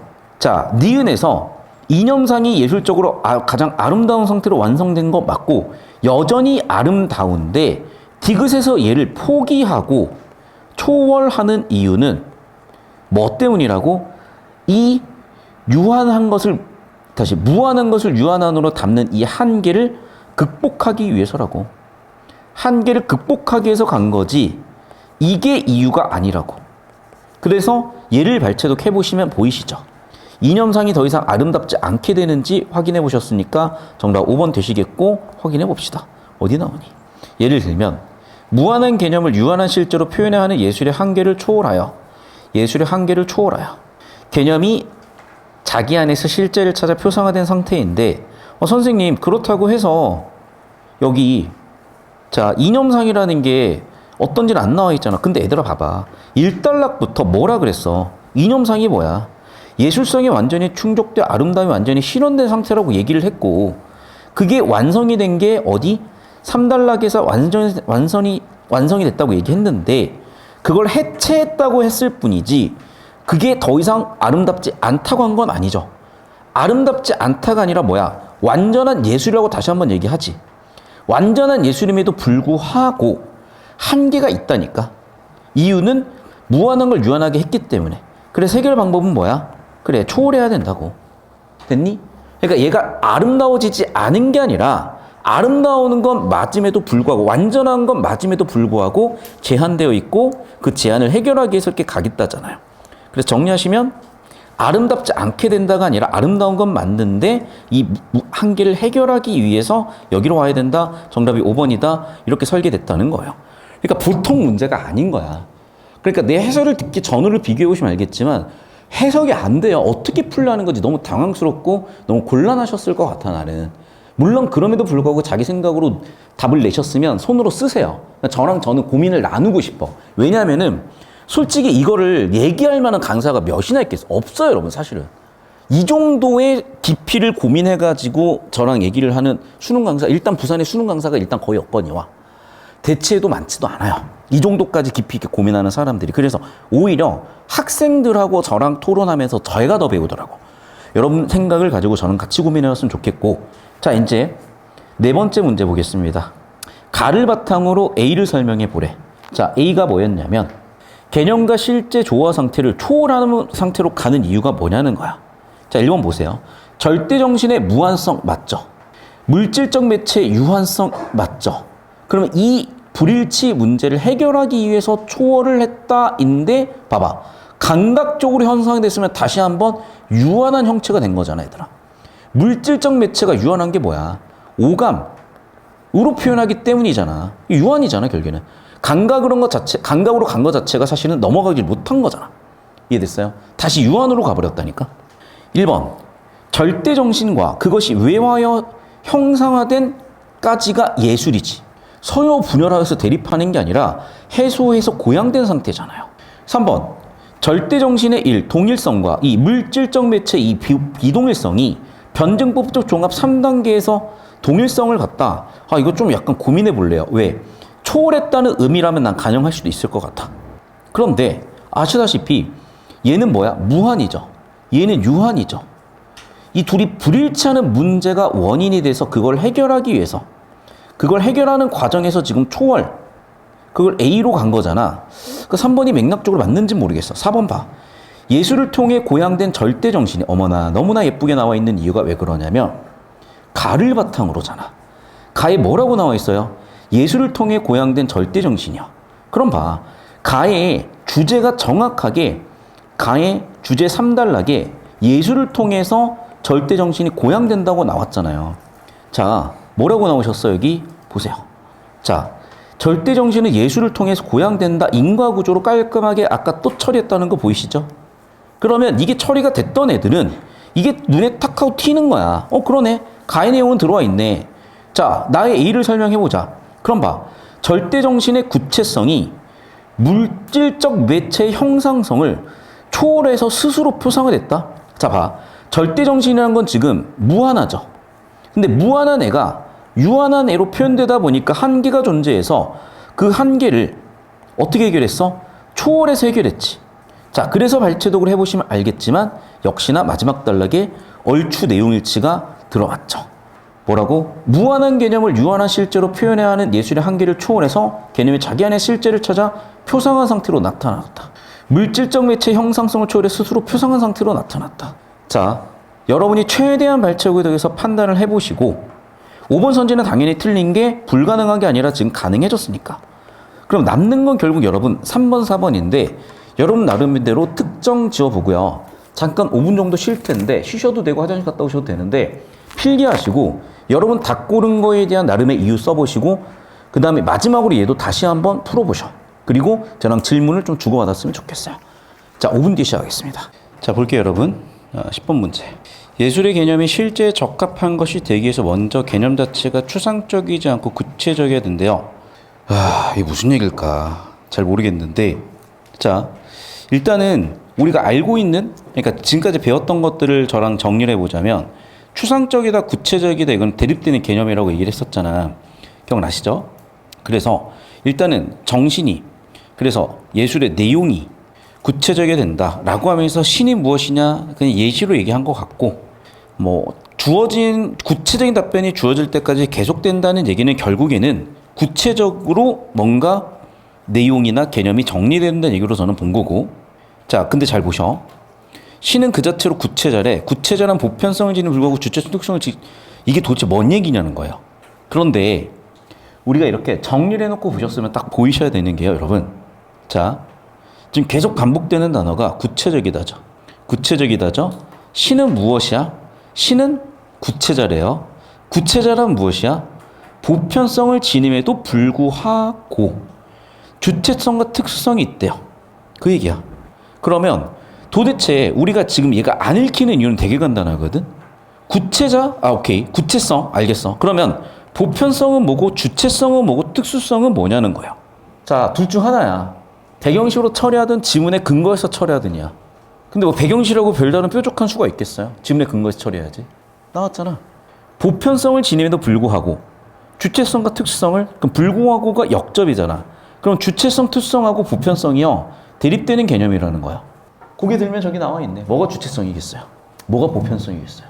보편성은 뭐야? 객관. 주체성과 특수성은 뭐예요? 주관이요. 주관, 주체, 특수함. 보편성, 객관적인, 일반적. 돼요? 그래. 1번 선지. 1. 정립과 이 반정립의 상호관계 끝에 3단계가 되려면, 잘 보셔. 아까도 배웠지만 여러분. 자, 즉자 존재의 주관, 그리고 알파가 대자 존재 객관, 그 다음에 나달파가 3단계에서 소멸되거나 한쪽이 이기는 게 아니라 같이 와야 된다 그랬었잖아. 근데 이렇게 얘기하면 뭐니? 보편성을 특수성으로 전환한다가 돼버리는 거잖아. 보편성을 객관이라고 보겠다면 이를 특수성, 일로 전환해야 된다고 얘기를 한 거잖아. 이해가 잘 안 되셨을까? 다시 한번 여러분, 보편성을 객관이라고 하고, 객관은 몇 번이야? 이 대자 존재죠. 주체성과 특수성, 주관, 특수한 거, 주관이잖아. 그래, 얘는 1번이잖아, 그러면. 그럼 봐. 보편성을 1로 전환하라 그랬잖아요. 아니잖아. 1, 2 그대로 가져가면서 3으로 넘기는 게 최종 종합이잖아요. 이해됐니? 정답 1번 끝나는 거예요, 그래서. 자, 분명 여러분 다른 선지 골랐을 거고 헷갈렸을 거거든. 자, 정답 맞추는 것도 중요한데, 여러분이 골랐던 선지의 이유를 써보시고 오답 정리를 하셔야 돼, 지금. 알겠어요? 자, 그래서 오답 정리 하실 시간 드리고, 오답 정리 끝나시면, 자, 이거 32, 33을 아직 못 푼 사람은 푸셔. 오케이? 5분 드릴게요. 오답 정리하고 32, 33으로 가. 자, 저는 이 필기 지울 거고 필기를 할 거야, 5분 동안. 그러니까 쉬는 시간 아니에요. 이게 이제 수능으로 이어지는 거 보이시죠? 그러니까 논란이 될 수도 있겠다는 생각을 하는 게, EBS 연계를 안 보면 이건 그냥 죽어요, 진짜. 그 만점자 28명밖에 안 나왔다고 그때도 말씀드렸고. 자, 가에서 이제 변증법에 대한 얘기를 하는데, 어떻게 보면 진짜 성의 없이 얘기하고 끝나. 변증법. 논리적 사고 과정이자 논리적 사고의 대상이래. 그래서 1. 정립, 2. 반정립, 종합의 3단계고, 이렇게 위계가 원래는 같았던 애들이 3단계로 가면서 위계가 더 보양되고 높아진다. 이런 얘기를 하고. 근데 중요한 건 이 변증법이 아니라 그걸 예술론, 미학에다 적용을 해보겠다는 거였고, 제가 얘가 나오자마자 얘는 나중에 예술 지문으로 엮일 것이다. 비평으로 엮일 것이다. 문학작품으로 엮일 것이다 라고 예상을 했고, 딱 그게 2년 만에 실현이 됐었죠. 왜? 자, 이제 현대 문학에서 출제함에 있어서 첫 번째는 이본교육, 두 번째는 객관적인 판단의 근거가 되는 비평교육을 할 수밖에 없었고, 그 비평교육 내용이 들어올 수밖에 없었기 때문에. 자, 그럼 비평교육이 내용이 들어오기 전에 이렇게 뭔가 논의를 확실하게 정립을 하고 갔던 거고, 이게 또 EBS에 출제된 배경을 바탕으로 하다 보니까, 아니 이걸 이렇게 내면 되나 싶더라도 구조 처리가 되면 또 처리가 되거든요. 자, 보자. 1단락에 나왔던 변증법 바탕으로 2단락 미학 예술론에 적용해 볼 것이고, 절제정신이라는 내용적인 측면에서는 예술이니까 내용 형식으로 쪼개서 내용적인 측면에서는 동일한데, 형식적 차이 때문에 예술, 종교, 철학이라고 갈린다 그래요. 둘의 관계를 인과관계로 봅니다. 그래서 예술의 형식적 차이 때문에 뭐가 생긴다? 형태적 차이가 생긴다고 해요. 그리고 얘를 1단계, 2단계, 3단계로 나눠놓고 1단계를 직관, 2단계 표상, 3단계 사유. 직관은 오감, 감각하는 정보고 표상, 감각한 걸 바탕으로 내면에 생각하는 거겠죠. 사유는 순수 논리인데 아마 이 다음 차원의 사고 과정을 얘기할 거야. 자, 직관은 감각해야 되는 거니까 외면성이고 내면은 말 그대로 내면성이겠죠. 3단계에서 종합되겠죠. 자, 외부에 눈에 보이는 거니까 객관성을 갖출 수밖에 없겠고 내부로 들어왔으니까 주관성이고 이게 종합되는 단계이며 이 각각은 예술로, 종교로, 철학으로 실현이 되고 얘는 초보 단계, 성장 단계, 완숙 단계에서 다뤄진다라고 가지문의 설계가 딱 됐습니다. 자, 나로는 뭡니다. 자, 선생님 얼추 한 이 정도로 잡아주세요. 끝까지 나오나? 여기 끝으로 잡아주세요, 그럼. 자, 그럼 봐, 얘들아. 1단락에서 변증법 얘기를 쭉 꺼내요. 꺼내서 뭐 하고 싶은 얘기인 거지? 2단락에서 갑자기 그런데 이 얘기를 해. 비판해요. 무슨 얘기냐? 비판하는데 해결을 비판하는 근거가 뭐냐면 그냥 자승자박이야. 너 변증법 그대로 적용해서 예술을 다룬 게 아니야 라고 비판을 해. 자, 왜 그런 거냐? 네 변증법에 따르면은 이렇게 1단계, 2단계를 거쳐 3단계로 넘어가는 이 과정에 1, 2단계가 대립하는 건 맞아. 그런데 한쪽이 소멸돼서는 안 되고 알파 그대로 살아있어야 돼. 베타 그대로 살아있어야 돼. 그리고 알파는 물론 베타도 있으면서 플러스 뭔가에 의해서 3단계 이상으로 가야 되는 건데 너희는 어떻게 되냐면 1단계가 없어져 버려. 철학으로 가. 외면성이 어디 있니? 내면성만 남지. 철학으로 갔어? 객관성 어디 있어? 주관성만 남아. 결국 너희는 1단계를 포기하고 2단계만 남기는 형식의 사유를 했어 라고 비판을 해요. 그러면 대안은 뭔데? 그래서 3단락에서 대안을 얘기합니다. 3단락에서 대안은 그래서 뭐라고 얘기했어? 3단계인 철학 이후 단계를 설정하겠다고 얘기를 해. 그게 대표적으로 뭐가 될 수가 있다? 예술이 될 수 있다는 주장을 해요. 그래서 어떻게 가자? 자, 1단계에서 예술 객관성에서 2단계에서 종교, 다시 1단계 예술 객관성에서 2단계 종교 주관성. 이 두 개 대립 갈등했을 땐 괜찮은데 주관성이 쭉 살아남다가 철학으로 오게 되면 주관성만 남는데 그 주관성만 남은 것을 4단계 재객관을 해야 된다. 즉 3단계 이후 4단계는 다시 1단계인 예술이 될 수 있다. 이 얘기로 정리가 끝날 겁니다. 무슨 얘기인지 잘 이해가 안 되실 수밖에 없는 거는 정보량이 충분하지 않기 때문이고 그냥 기계적으로 구조적으로 보시면 1단계 외면성, 2단계 내면성인데 3단계로 가면서 1단계가 없어진다. 1단계 객관성, 2단계 주관성인데 3단계로 가면서 1단계가 없어진다. 그런데 얘는 자기 스스로 말한 논리에서 3단계로 갔을 때 1단계도 살아있고 2단계도 살아있는 상태에서 1 플러스 2단계 플러스 나머지 것들이 우다다다 들어온 게 3단계 이후 단계라 그랬는데 너희는 계속 1단계를 포기한 상태에서 2단계만 남겨놨으니 너희 스스로 세팅한 변증법도 제대로 지키지 못하고 있는 거야. 그럼 너희의 대안은 뭐야? 다시 객관성도 확보를 해야 되니까 너희가 주관성으로 갔어. 오케이, 알겠어. 재객관화라는 걸 해야 되는 거고 그 방식으로는 결국에는 예술이 최종 단계로 들어오는 게 적합할 거야. 너희는 예술을 초보 단계로 놔뒀지만 최종 단계로 철학 이후의 단계로 예술을 설정할 수 있을 것 같다 라는 일종의 얘도 예술론이 됐던 거죠. 여기까지 필기 정리하시고 이렇게 읽히는 이유를 지문을 뚫어서 같이 보도록 할 거예요. 그러니까 지문이 안 뚫리면 왜 이렇게 읽어야 되는지 감도 안 오잖아. 그러니까 같이 한번 정리해 볼게요. 자, 이쪽으로 봅시다. 선생님 두 지문 같이 갑니다. 한 영상으로. 자, 1단락 주제 세팅 단락인데 1. 정립 2. 반정립 3. 종합. 변증법의 논리적 구조를 일컫는 말인데 변증법에 따라 철학적 논증을 수행한 인물로는 다 쓸데없는 얘기죠. 그래, 세 개 알겠어. 변증법은 대등한 이상을 지닌 새 범죄 병렬이 아니라 그럼 뭐야? 그렇죠. 1, 2단계에서 3단계로 갈수록 위기가 높아진다는 이 얘기인 거니까 결국에는 숫자 하나, 둘, 세 개에다가 부동호 하나 써가지고 여기 네 줄을 살면 끝이야. 다섯 번째 줄, 해겔의 변증법은 논증의 방식을 넘어 논증 대상 자체다. 그러니까 방식이라는 건 여러분 형식이고요. 얘를 내용이라고 본다면은 내용이자 형식이라는 얘기야. 알겠어. 그래서 하고 싶은 얘기가 뭔데 잘 모르겠어. 도대체 무슨 얘기를 하는 건지.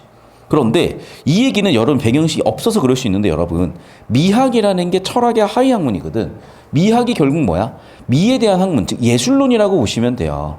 그러면 결국 무슨 얘기야? 이 지문은 예술론을 다루기 위해서 변증법을 들고 오겠다는 얘기야. 그래서 결국에는 철학적 논증 중에서도 미학, 즉 예술론을 가지고 다룰 게 됐죠. 그러면서 그 예술론을 다룸에 있어서 예술이니까 내용 또는 형식일 텐데, 자, 절대 정신이니까 당연히 예술에서 다루고자 내용이죠. 그리고 종교 철학과 마찬가지로 예술은 하나의 형태인데, 절대 정신이란 내용은요, 절대 전리인 이념을 인식하는 인간의 정신 영역을 가리키는데, 즉 다시 한번 얘기하지만 내용은 어떻다? 동일하다야. 쓰자. 예술에서 이 셋의 내용은 동일하다야. 내가 그렇게 표출해놨죠. 예술 내용은 동일하다고, 절대 정신으로. 표를 지워야 되겠다. 그럼 예술, 종교, 철학이 전부 다 내용은 동일해. 안 잡아도 돼요. 아, 와라 쌤. 말 나오면 잡자. 봐, 내용은 예술, 종교, 철학에서 다 절대 정신으로 동일한데 뭐가 달라서? 형식이 직관, 표상, 사유로 달라서 형태도 예술, 종교, 철학으로 달리 나타나더라는 거예요. 여기까지 됐습니까? 그래서 둘 다 내용은 동일한데 어떤 차이? 형식 차이로 구분이 돼서 뭐로 나타난다? 예술, 종교, 철학으로 세 개로 나타났다. 그 형식은 세 가지라는 거예요. 그래서 직관은 어떤 형식이야? 감각이요. 표상은 어떤 형식이야? 내면이요. 사유는 어떤 형식이야? 순수 논리 지성이요. 됐니? 그래서 다시 한번 1. 직관의 외면성과 2. 표상의 내면성은 사유에서 종합이 돼. 다시 1. 객관성은 주관성은 철학에서 종합이 돼. 그래 1, 2, 3단계, 1, 2, 3단계를 계속 얘기하고 있고 우리가 입에서 다룬 거는 아래로 쭉쭉 나열했다면 이거는 오른쪽으로 쭉쭉, 좌우로 쭉쭉 나열했죠. 1단계, 2단계, 3단계를 이렇게 나열하는 거 보이실 거야. 되셨어요? 그러니까 이렇게 깔끔하게 확정을 지어놓고 들어가야 선지 들어갔을 때 이건가 저건가 헤매시지 않고 바로바로 판단이 되셨다고. 자, 그럼 3단락. 다시 또 한번 얘기해줘. 예술이니까 내용이냐 형식이냐가 되게 중요한 아이디어거든. 예술 내용은 동일하다. 하지만 형식 차이 때문에 세 개가 구분이 됐다. 형식 차이로 인해서 결과적으로 내용이 바뀌는 게 아니라 인식 수준의 차이가 생겼어. 그래서 1단계는 뭐야? 예술, 직관이고요. 2단계 종교는 표상이고요. 3단계 철학은 사유고 따라서 1단계 예술은 초보 단계, 2단계 종교는 성장 단계, 3번 철학은 완성 단계, 1, 2, 3단계라는 위계가 생기더라는 거죠. 결국 여기 표출했던 내용으로 깔끔하게 끝나야 돼. 그럼 저라고 이걸 알고 이렇게 했을까? 아니라고요. 다시 한번 얘기하지만. 그러니까 이게 우리가 과학기술 초반에 봤었을 거예요. 기억나는지 모르겠는데 제 이름 가끔씩 쳐주십니까, 여러분? 그러면 이제 우리가 검색어가 뭐가 상단에 나오냐, 적합도랑 쳐주고 계세요? 왜 웃는 거지? 한 번씩 이제 검색어 조작 좀 해주시라고. 그럼 봐봐. 설날 때 공부는 안 하고 다들 성형수술 알아보신 것 같아요. 그 검색을 했을 때 적합도랑 뭐가 있었지? 정확도? 아무튼 그러면 이제 그 두 개에 관련된 요소 중에 뭐 댐핑인자, 수학 계산하는 거 나왔었잖아요. 그럼 그것처럼 자꾸 단어 하나하나를 다 살려서 처리하는 게 아니라 1, 2, 3단계, 1, 2, 3단계로 정보 분류 끝냈어야 돼. 그래야 이게 처리가 되지. 아니면 도대체 이걸 어떻게 감당하실래요? 자, 1단락도 볼게. 변증법의 매력은 종합에 있는데 종합의 본질은 두 대립적 범주 중 하나의 일방적 승리로 끝나도 안 되고 그 얘기야. 그러니까 1단계, 2단계가 살아서 3단계로 와야 되는 거고 이 3단계는 1단계, 2단계 살아있고 나머지 뭐 등등도 있었어야 된다는 얘기인 거죠. 자, 그래서 2단계 다시 정리할게요. 1단계, 2단계가 있으면서 3단계라는 거는 1단계 플러스 2단계 뭐 여러 가지를 섞여 있는 상태로 와야 돼. 그리고 당연히 얘는 대립을 넘어선 조화 단계까지 와야 돼. 그래서 하고 싶은 얘기가 뭔데 갑자기 조탁이라는 어려운 어를 쓰면서 혼자 자문자답하다가 그런데라는 걸 보면 결국 무슨 얘기니? 그렇죠. 그러니까 비판하는 거예요. 근데 감히 해결을 비판하겠냐? 나 같은 그러니까 이 사람도 자신이 없어. 비판은 해야 되겠는데 자신이 없으니까 자꾸 빙빙 돌려서 비판을 하는 거야. 쉽게 얘기하면은 미안해 그냥 비속 한번 쓸게. 해결은 병신이다 라고 하고 싶은데 그 얘기를 할 수가 없는 거야. 그러니까 뭐 좋다가는 것이 바로 그의 철학적 계획은 아니었던가? 그가 내놓은 성과분들이 뭐 큰별도 없이 완전히 평가될 수 있을까? 미학에 관한 한 그렇다는 답변은 쉽지 않을 것이다. 한마디로 너는 잘못 얘기했다 그 얘기를 하고 싶은데 네가 뭔데 해결을 비판을 해? 라고 욕을 먹을까 봐 돌려서 얘기했어요. 지성의 형식을 1. 직관, 2. 표상, 3. 사유순으로 구성하고 2에 맞춰 절대정신 1. 예술, 2. 종교, 3. 철학순으로 편성한 전략은 외관상으로는 변증법 모델이라는 정형 구성으로 보인다. 이것도 뭔 소리야. 결국 이 얘기야. 나는 비판을 하고 싶은데 야 변증법에 따라서 잘했잖아. 예상가는 반론이 들어와 있고 그러나 결국 재반박이죠. 너 그런데 그거 똑바로 못했어. 다시 한번 얘기합니다. 그래서 답변은 쉽지 않을 거다. 해결 비판. 야, 그래도 1, 2, 3단계 잘 거치지 않았어? 예상가는 반론. 그러나 볼 필요도 없어. 그냥 재반박이야. 됐니? 자, 그럼 봐봐. 재반박했으면 근거가 있어야죠. 재반박 근거는 뭔데? 그렇죠. 1. 외면성이 있어야 되는데 외면성이 사라지고 2. 내면성만 나타나더라. 1. 객관성은 지워지고 2. 주관성만 나타나더라는 거야. 1단계, 2단계가 그대로 살아있으면 3단계로 가야 된다며. 자, 1단계, 2단계가 살아서 3단계로 가야 돼요. 1단계, 2단계 살아서 3단계로 가야 돼요. 양자의 본질적 규정이 유기적 조화, 즉 1단계, 2단계가 대립갈등하더라도 살아서 3단계로 가야 돼요. 네가 그렇게 얘기했잖아. 그런데 너 1단계, 2단계 살아서 3단계로 가야 되는데 1단계 지우고 3단계로 넘어가잖아. 보이시죠? 결국 무슨 얘기야? 비판, 재반박 근거는 결국 무슨 얘기야? 네가 얘기한 변증법 제대로 따르지 못했다는 거야. 변증법 다시 한번 얘기하지만 1단계 vs 2단계에서 3단계로 넘어갔다고 해서 1단계, 2단계가 지워지는 게 아니라 1, 2단계 살아있는 상태로 와야 되는데 너는 지금 계속해서 1단계는 다 지워졌어. 1단계는 다 지워졌어. 결국에는 1단계는 다 지워졌어. 따라서 너는 변증법 제대로 못 따라왔어요. 자, 그럼 비판했으면 뭐도 있어야 돼? 대안도 있어야죠. 그래서 3단락에서 대안 얘기합니다. 뭐라고 얘기하니? 자, 네 말대로 3단계에서 소고가 됐으면 4단계를 설정을 하자. 그 4단계는 뭔데? 예술로 설정을 하자. 그래서 4단계의 결과 결국 1단계로 돌아가자. 됐니? 이런 글이었던 거야. 자, 이쪽으로 와볼까요? 그래서 여기 끝으로 잡아주시면 그 얘기죠. 자, 변증법은 뭐야? 1, 2단계 대립갈등이 3단계로 넘어가는데 1, 2단계 대립갈등이 있다고 해서 하나가 없어지면 안 되고 유기적 조합 플러스 질적 고양이고 1단계, 2단계 살아있는 상태에서 들어와야 된다. 1단계 내면성, 2단계는 내면성인데 외면성이 지워져 버리더라. 객관성이 지워져 버리더라. 결국 3단계로 넘어가게 되면 어떤 일이 벌어지니? 결국 3단계로 넘어가게 되면 1단계 죽고 2단계만 남더라. 이게 무슨 3단계냐? 너는 변증법 썼다고 했지만 아니야. 너는 3단계 가서 1단계가 다 지워져 버렸어. 그럼 결국에는 3단계에서는 한계가 생겼네. 어떻게 대안해야 돼? 그렇지. 다시 1단계로 갈 수가 있는 거야. 그래서 3단계 이후 단계를 나는 설정을 할래.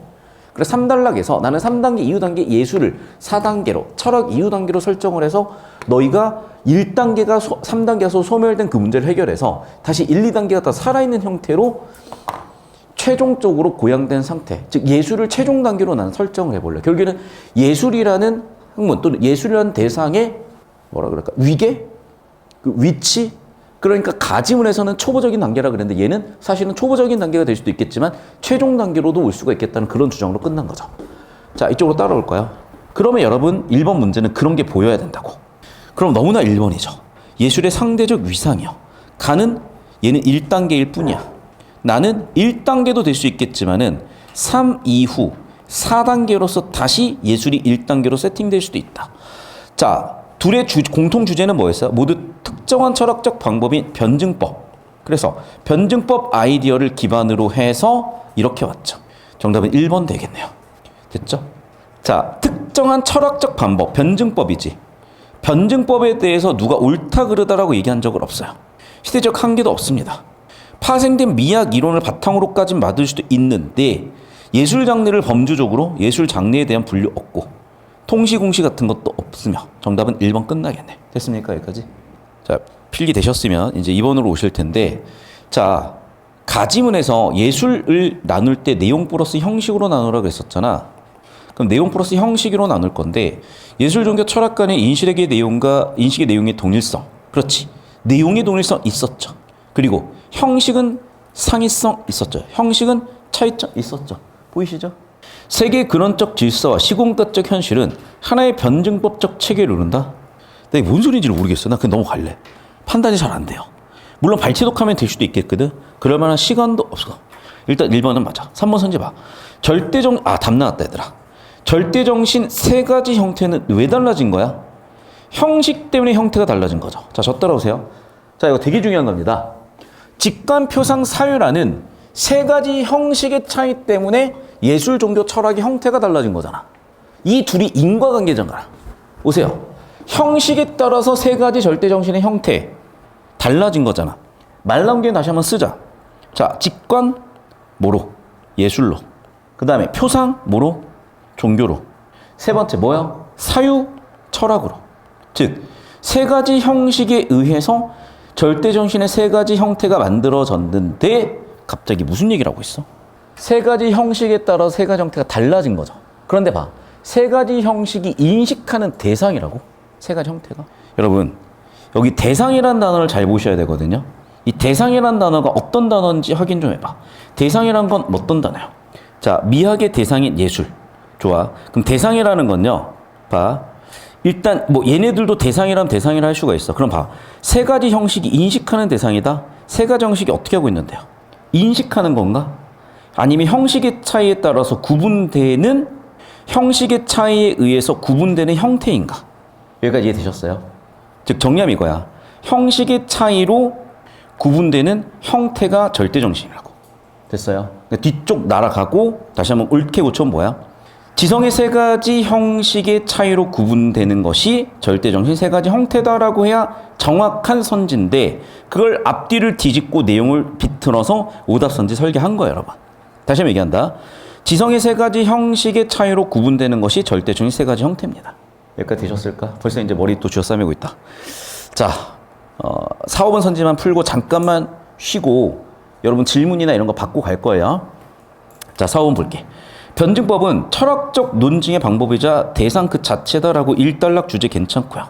절대정신의 내용이 본질적으로 논리적으로 이성적이어야지 당연히 이것도 1, 2단락이 다 나왔을 것 같아. 자, 그럼 여러분 뭐가 정답이고 왜 정답인지 고민을 해보셔야 되는데 다시 한번 3번 이거야. 절대정신의 세 가지 형태는 지성의 세 가지 형식이 인식하는 대상이 아니라 지성의 세 가지 형식의 차이로 구분되는 형태다. 즉 둘의 정보관계는 형식에 의해서 형태가 구분되는 거다. 인과관계로 처리를 해놔야 된다고요. 그런데 그 인과관계로 처리를 해놓지 않았기 때문에 틀렸다는 거고 그래서 여러분이 그게 좀 납득이 안 되시거나 뭔가 그러셨을 때는 고민들 해보시고 질문을 받고 갈게요. 자, 여러분 그래서 직관, 표상, 사유를 세 가지를 정보를 엄밀하게 나누셨어야 됐고 나눠보시면 직관은 아까 얘기했지만 감각 정보였어요. 표상은 그 다음 그것을 내면 정보로 처리하는 과정이고 자, 사유는 아까 다시 한번 발제독 한번 해봅시다. 사유는 뭐야?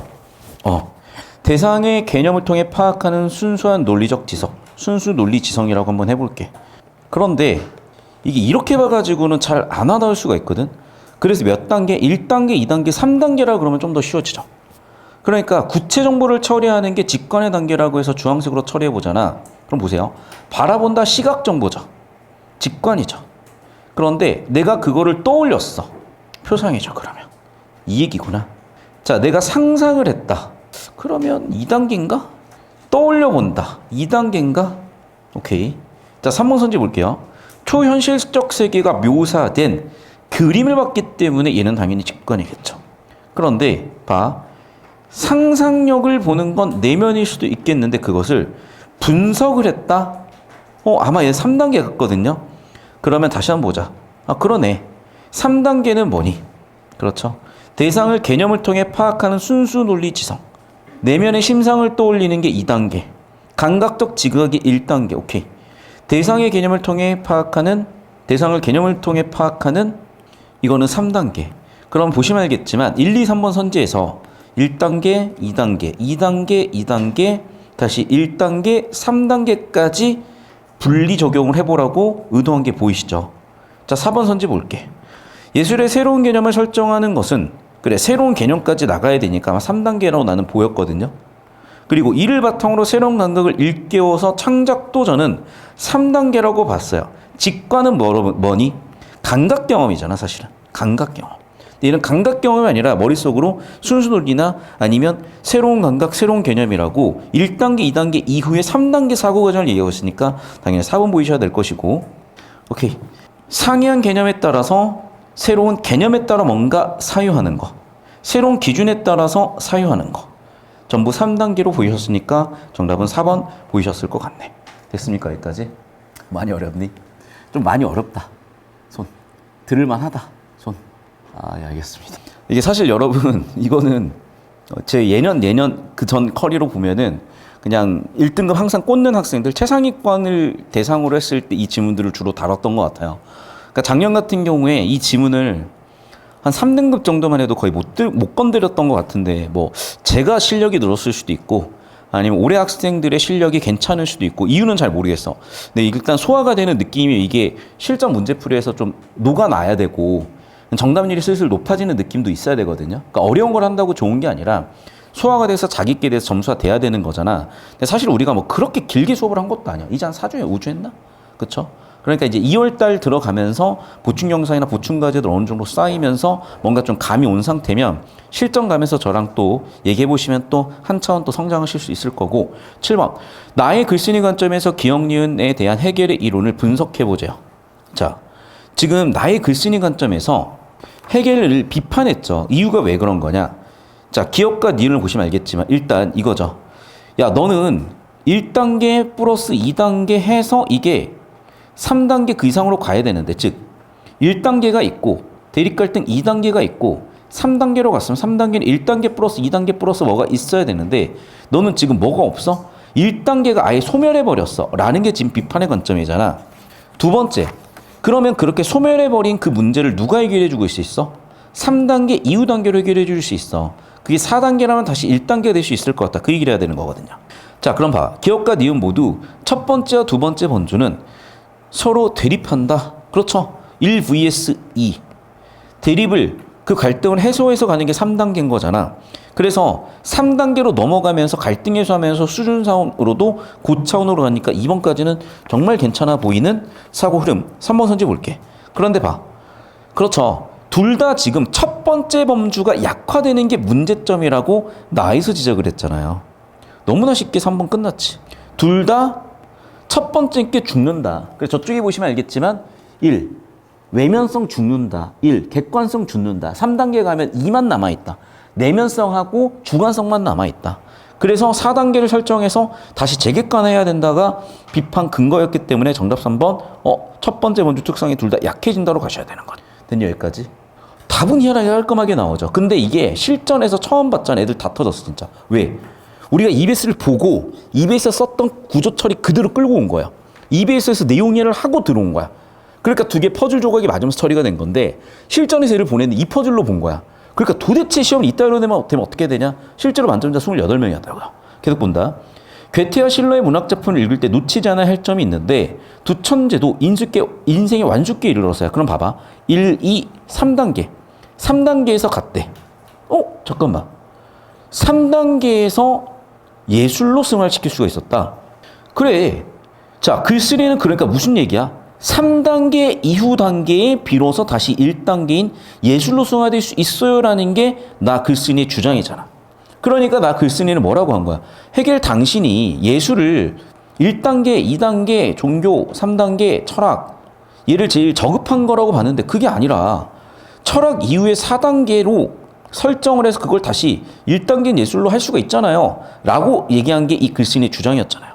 됐죠? 자, 1번 선지부터 올게. 자, 대립적 범주들의 종합을 이뤄야 한다까지는 변증법이니까 당연히 맞아요. 그런데 세 번째 단계가 현실에서는 중화한다. 일단 턱하고 걸리는 단어가 저는 중화라는 단어야. 중화면 되나? 아니요. 그게 유기적 조화. 그래서 발췌도기 보시면 알겠지만 자, 중화 상태로 끝나면 안 된다. 어떻게 돼야 돼? 본질적 규정 유기적 조화를 해야 된다. 즉 1, 2단계가 있으면서도 승화까지 돼야지 중화가 돼서 이도저도 아니면 안 된다는 거예요. 자, 그러니까 발췌독을 했다기보다는 1 남아있고 2 남아있고 점점점 이걸로 가야 된다. 중화가 아니야. 1과 2가 뚜렷하게 남아있어야 돼. 2번 선지. 자, 이 이론에서 외면성에 대응하는 예술이 맞죠? 2. 현실에서 내면성을 바탕으로 하는 잠깐만. 이 사람은 지금 뭐라 그랬냐? 1. 예술이고 예술은 외면성이라 그랬어요. 2. 종교고 종교는 내면성이라 그랬어. 문제는 이 둘이 대립 갈등하면 어떤 일이 벌어져? 예술이 죽고 얘만 남았어. 그래서 이 둘이 몇 단계로 가면 3단계로 가게 되면 뭐만 남는다? 외면성은 아예 없어지고 내면성만 남는다 그랬어. 그래서는 안 된다 그랬어. 그래서 이 내면성만 남은 문제, 즉 1이 소거되고 2만 남은 이 문제를 해결하기 위해서 어떻게 가자? 4단계로 가자 그랬죠. 그게 다시 예술이다. 그게 다시 예술이다. 그게 다시 예술이면 얘는 다시 몇 단계야? 얘는 다시 1단계 될 수 있는 거죠. 그럼 봐. 다시 1단계는 뭐니? 그렇지. 내면성이 소거가 되는 게 아니라 내면성 플러스 외면성도 다시 들어와줘야 되죠. 그러면 이 내용을 포괄하되 함축하는 정보는 뭐겠어? 외면성에 대응했던 예술. 그게 2단계, 3단계를 거치면서 소거가 되더라도 그때 남아있는 내면성을 바탕으로 다시 뭐가 돼야 돼? 외면성까지 갖추는 4단계 최종 단계 절대 정신으로 가야 돼 라고 얘기했다. 그래서 정답 2번 설계였다는 거예요, 사실은. 자, 이 나머지 3, 4, 5에서 여러분이 헷갈리거나 판단이 안 될 수가 있는데 일단은 복습 제대로 하시고 충분히 이 정답 사고가 소화가 된 다음에 질문 받겠습니다. 자, 영상은 여기까지고, 자, 고생들 하셨고, 자, 잠깐만요. 1분만 코멘트하고 정리할게요. 이게 여기서 막 소거법으로 더 설명해봐야 더 생각만 꼬여. 그러니까 깔끔하게 이렇게 설계된 지문이에요 라고 저는 보여주고 끝이야. 자, 그럼 풀다 보면 고민이 생기겠죠. 실전은 어떻게 해야 되지? 다른 선지에서 나는 헷갈리는데 그 질문은 이제 이 다음 강의에서 질답해가지고 규명을 해드릴 테니까 제가 잡아드니 이틀을 놓치지 말고 복습한 다음에 끌고 오시고, 우리가 프린터로 받은 이유는 교재에다가 복습하기 위해서라고 얘기를 드렸죠. 그래서 꼭 검정색 교재 보시면 얘 나와 있으니까 복습 꼭 하십시오. 영상 끊습니다. 자, 보시죠. 우리 지금 이제 기술적인 부분들을 배우고 있는 건데 3, 4단락을 보시면 얘는 크게 두 가지 접근 방법이 있을 텐데 첫 번째는 이거예요. 얘가 그냥 조건방률이라는 생각을 했어야 돼. 자, 그리고 조건방률에 대한 정의를 여러분이 배우셨을 거고, 수학이다. 두 번째는 조건방률을 배우면 독립사건과 종속사건을 배우시죠. 뭐라고 배우지? 사실은. 자, 일단 조건방률 이렇게 배우잖아. A가 B가 일어났을 때 A가 일어날 확률을 조건방률로 배우시고, B가 일어났을 때 A가 일어날 확률, 그래서 이걸 어떻게 쓰니? P A바 B라고 쓰고, 분모 P B분의 P A교 B라고 한다는 건 다들 확률 통통이들은 아실 거고, 전 이과라서 모르는데요. 패션이과가 아니시면 그냥 이거 한 번 뒤만 들으셔도 이해가 다 되셨어요. 근데 중요한 건 얘들아, 독립이고 종속인데 이거 내가 설명한 이유가 있어. 이 지문에 그대로 박혀있기 때문이야. 여러분, 종속사건 정의 어떻게 하죠? A가 일어날 확률이 B가 일어나든 일어나지 않든 동일이잖아. 자, 그럼 봐. A가 일어날 확률이니까 PA라고 쓰신다는 거 아실 거고, B가 일어났을 때 A가 일어날 확률이니까 P 뭐라고 쓸래? A바 B죠. 얘는 일어나지 않았어. B가 P A바 B의 여집합이죠. 그래서 우리는 어떤 식을 만들어내니? 다시 PA 곱하기 PB가 PA교 B라고, 독립일 때는 PA 곱하기 PB가 PA교 B라고 유도를 하잖아. 여기까지 수학에서 다들 배우시잖아. 이 얘기를 하는 이유가 있어요, 여러분. 자, 이 종속이냐 독립이냐 가지고 여러분 첫 번째 문제가 답이 바로 나와요. 두 번째는 뭐냐면 이제 세 번째 문제인데, 세 번째 문제는 4단락, 5단락 예를 가져다 그냥 써먹을 거야. 자, 그래서 이 지문으로 올게요. 이 지문은 정말 얘기할 게 많은 지문인데, 일단은 4단락 볼게요. 한 편이라고 하면서 주제로는 박아놨지. 자, 그래서 4단락 보시면 여러 가지 얘기를 쭉 하다가, 자, 양성으로 판정한다. 진짜로 있으면 진양성, 없으면 위양성. 양성이라고 판정했을 때 진짜 있으면 진양성, 없으면 위양성. 두 번째, 목표 성분이 없어 음성인데 이때에도 진음성 또는 위음성으로 분류한다고. 5단락, 여러 번의 검사 결과를 통해 키트의 정확도를 구하는데, 정확도는 시료를 분석할 때 올바른 검사 결과를 얻을 확률이고, 정확도는 민감도와 특이도로 나뉘는데, 자, 민감도는 어떻게 되니? 시료 목표 성분이 존재하는 경우에 양성 판정. 특이도는 뭐니? 목표 성분이 없을 때 음성 판정. 됐어요? 자, 이 내용은 이렇게 정리해가지고는 보이질 않아. 무조건 표철이야. 조건방률이야. 자, 그래 표철해 볼게요. 자, 실제 양성이고 음성일 수가 있을 거야. 그런데 얘는 키트고 얘는 확률적으로 높은 확률로 판정을 할 뿐 오류가 있을 수 있는 거죠. 그래서 여러 번 해서 그 오류를 줄이라고 한 거고, 그러면 판정은 실제와 다를 수도 있는 거예요. 그래서 판정의 결과가 어떻게 될 수가 있어? 양성으로 판정받을 수도 있고 음성으로 판정받을 수도 있는데, 우리가 실제 양성인지 음성인지 모르기 때문에 키트에다 판정을 시켜보는 거잖아. 그래서 어떻게 돼? 판정이 양성이야. 판정이 양성이야. 그런데 어떤 양성이야? 진짜 양성이에요. 그래서 무슨 양성? 진양성이라고 하는 거야. 그런데 양성으로 판정받았는데 가짜 양성이잖아. 그래서 가짜 양성이다, 위양성이라고 하는 거야. 두 번째, 판정을 뭐로 받았어? 음성. 판정을 뭐로 받았어? 음성. 자, 둘 다 음성인데 어떤 음성이야? 찐. 실제로도 음성이야. 그래서 여기를 찐 음성이라고 하는 거고 여기를 위 음성이라고 하는 거죠. 자, 그리고 4단락, 5단락에서 민감도와 특이도의 개념 얘기 안 나고. 자, 민감도와 특이도인데 조건 방률. 뭐뭐 했을 때 뭐가 일어나는 확률. 민감도는 뭐니? 목표 성분이 존재하는 경우에 분모에 들어가는 건 실제 목표 성분이 존재하는 경우니까 양성인 경우죠. 그럼 민감도인 경우는 두 가지지. 진양성과 뭐가 들어와야 돼? 위음성이 들어와줘야 돼요. 자, 그것일 때 뭐가 민감도래? 그것일 때 실제 키트가 양성 판정할 비율, 진양성인 비율이에요. 그럼 여러분 잘 보셔. 민감도를 높이는 방법은 당연히 뭘 높이면 되겠어요? 분자인 진양성을 높이면 되겠죠. 반대로 뭐를 낮추면 되겠어? 분모인 위음성을 낮춰주시면 전체 값은 커지니까 민감도 높아지겠죠. 수학으로 푸신 게 깔끔하다는 거야. 자, 그 다음 갑니다. 특이도는 뭐분의 뭐니? 특이도는 민감도는 어떻게 도되냐? 민감도는 목표 성분이 없을 때 음성, 목표 성분이 없을 때 음성 판정 비율, 목표 성분이 없다 위양성 플러스 찐음성분의 음성 판정이니까 진음성 비율이고. 자, 그러면 마찬가지로 얘도 특이도를 높이려면 뭐를 높여주면 되겠어요? 분자인 진음성을 높여주면 되고, 반대로 뭐를 낮춰주면 되겠어요? 위양성 분자를 낮춰주면 전체 값은 커지겠죠. 여기까지 되셨어? 자, 세 번째 문제 정답 바로 나왔죠. 필기하셔요. 자, 그럼 봐 여러분. 민감도가 높아지려면 진양성을 높이거나 위음성을 낮춰야 돼. 근데 낮추래. 그럼 뭘 낮춰야 돼? 위음성을 낮춰야 되죠. 펴보시면. 자, 특이도를 높이려면 뭐를 높이래? 특이도는 언제 높아지는 거니? 진음성일 때 높아지는. 정답은 4번 끝이네. 됐어요? 이거 아니면 더 깔끔하고 정확한 방법 없어. 그냥 이렇게 깔끔하게 정확히 푸셨던 거고, 이걸 왜 이렇게 낸 거냐. 자, 그래서 아까 필기한 거 보시면 알겠지만 아래쪽에 조건 방률 개념을 제가 설명해 드린 이유는 평가원이 이 부분을 놓치고 있어요. 지금 여러분이 이 조건 방률 다 배웠다고 생각을 해버리는 거. 왜냐하면 수학 교육 과정이 맨날 오락가락하니까. 선생님 이쪽으로 와볼까요?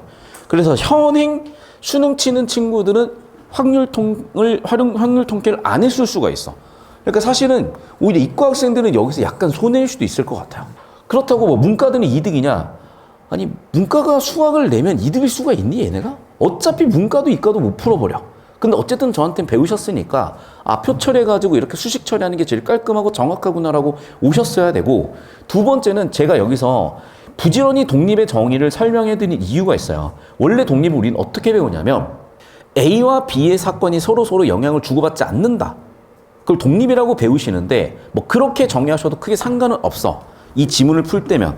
근데 오히려 수학을 할 때는 그렇게 하면 문제가 되는데 오늘은 수학 시간 아니니까. 자, 이쪽으로 오세요. 1달러. 자, 주제 세팅이죠. 자, 그럼 봐. 기본적으로 과학 기술이기 때문에 원리가 되게 중요하거든.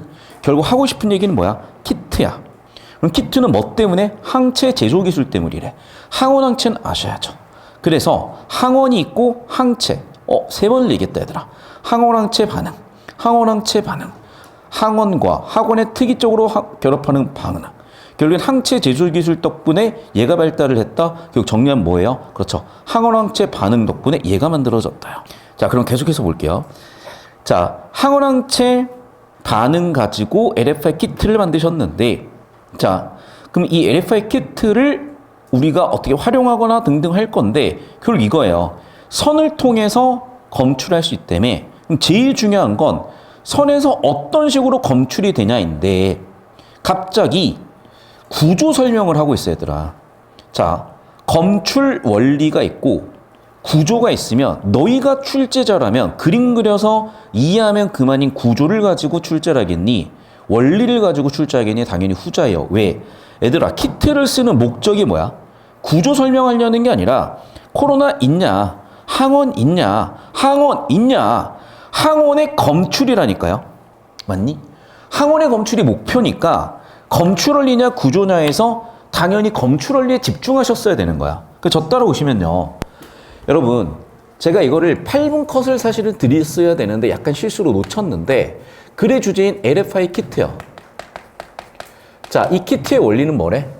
항체를 가지고 있는 애고 여기에 항원이 결합해서 검출하는 거래. 그래서 당연한 얘기지만 항체 제조 기술이 발달하게 되면 키트도 만들 수 있게 됐대. 자, 그럼 LFI 키트에서 중요한 건 뭐야? 항원항체 반응이라는 원리를 이용하는 거. 그 다음에 검출 원리에 대한 거지 구조에 대한 거는 정보 가치가 낮다고요.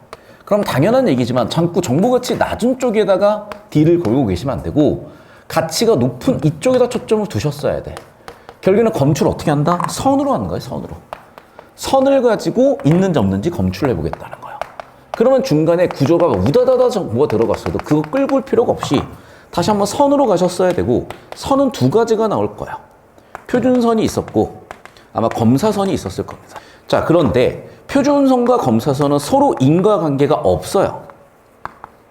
하지만 표준선이 발색됐을 때의 의미, 검사선이 발색됐을 때의 의미가 있잖아. 자, 여기 잡고 계세요. 그래서 자, 이쪽으로 오시면 되겠다. 자, 세 번째 줄부터 LFI 키트의 그림 설명을 쭉 하는데 그런 거 안 중요하다니까. 중요한 건 뭐야? 그렇지. 자, 아까도 얘기했지만은 검출 원리는 선이야. 그래서 뭐라고? 두 가닥 고정인데 그 중 검사선 표준선이요. 자, 검사선 발색 뭐라고? 목표 성분 유무. 검사선 발색 목표 성분 유무. 뭐라고? 표준선 발색 검사 정상 진행형. 됐니? 표준선 발색 정상 진행형. 자, 그리고 이제 3단락이거든요. 3단락은 기업 경쟁 방식과 니은 경쟁 방식과 기업 직접 방식인데 둘의 원리는 어떤 차이가 있지? 네. 얘네는 항원항체 결합 발색이야. 항원항체 결합해요. 그래서 검출은 어떻게 하니? 둘이 결합해서 발색하는 것으로. 근데 얘는 어떻게 돼? 항원이 경쟁이야. 그래서 경쟁에서 얘는 발색하지 않아야 검출되는 거야. 자, 왜 이런 차이가 나타났지? 네, 분자량 크기요.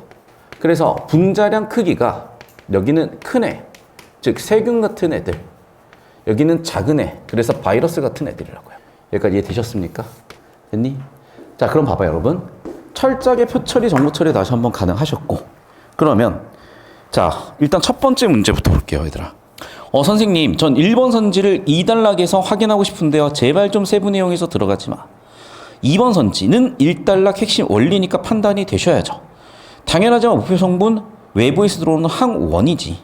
이거는 기본적인 원리 이해를 하셨어야 되는 거고 이게 안 되셨으면 어차피 틀리셔야 돼. 자, 3번 선지 정답 3번이죠. 그래, 여러분. 쓸데없는 정보들에서 정답 선지 설계하는 게 아니라 봐봐. 2단락에서 내가 중간을 다 날렸는데도 정답이 나오잖아요. 왜? 자, 검사선은 목표 성분 유무와 인과관계야.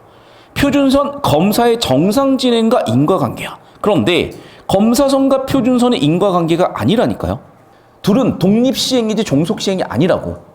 결국 어떻게 됐어? 그래, 여기 자, 검사선이 발색되지 않으면 표준선도 발색되지 않는다라고 둘을 종속시행으로 놔뒀는데 둘은 그 어떠한 관계도 아니라고. 둘은 독립시행의 관계라고. 이해되셨어요? 정리하면 이거다. 둘은 뭐다? 독립시행이야. 그래서 인과관계 없어. 그런데 선지에서는 뭐라고 물어봤어? 둘은 종속시행이냐고 물어본 거야. 둘은 뭐라고? 종속시행 아니고요. 독립시행이라고요. 정답 3번이라고요. 두 가지로 푼 거야. 첫 번째는 뭐야? 가장 정보가치 높은 선지는 선. 왜? 2단락에서 제일 중요한 건 선으로 검출한다 그랬으니까 선의 발생 유무, 그래서 선에 집중하셨어야지 쓸데없는 1번 선지 같은 거 발췌독하고 있으면 오히려 오답률만 높아져. 왜? 쓸데없는 선지 판단해야 돼. 시간 지연돼. 실수 유발돼. 그런데 주제 잡고 계시면 내가 만약에 1번, 2번이 정답인데 못 골랐다. 나중에 돌아와서 확인하여. 어차피 발췌독하셔.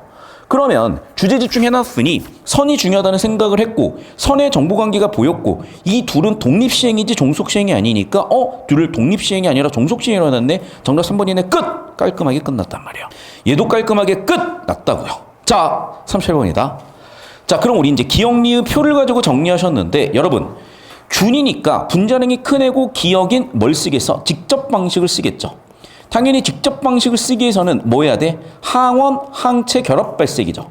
그럼 항원, 항체, 즉 1단락 주제에 따라서도 항체 제조 기술이 발달해야 이 키트도 만들 수가 있었겠네. 오케이. 자, 그런데 여러분 살모넬라 균은 뭐라고 하지? 우리가 검출하고자 하는 대상 항원이죠. 항원이 들어가 있는 건 니은 경쟁 방식이잖아.